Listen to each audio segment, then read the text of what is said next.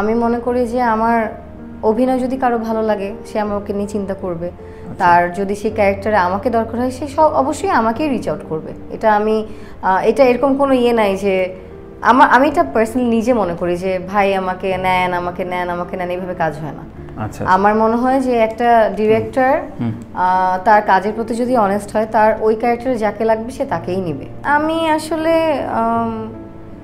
আপনি যাদের কথা বললেন তারা অনেক সিনিয়র, তাদের সময় আমার সময় অনেক ডিফারেন্ট, এবং আমি মনে করি যে এখন এসে যে ডিরেক্টরগুলো কাজ করছে আমার মনে হয় যে সবাই তাদের কাজের প্রতি খুবই অনেস্ট এবং খুব ভেবে চিন্তা করে। হ্যাঁ, এটা খুবই সত্যি কথা যে out of sight out of mind একটা কথা। আমি এটা বলছি না, আমি বলছি যে out of sight out of mind একটা কথা। জয়াপু যেটা বলছে ওইটাই ফলো করেই বললাম যে চোখের মানে আড়ালে থাকা মানে হচ্ছে মাথায় আসছে না, এটা অনেক সময় হয়। তবে আমি তো আর মানে আমার অ্যাক্টিং প্র্যাকটিস বা আমার স্ক্রিপ্ট রিডিং, আমার যে প্রজেক্ট আছে, আমার চাকরি আছে, ওগুলো বাদ দিয়ে আমি তো সবাইকে রিকোয়েস্ট করতে পারবো না আসলে।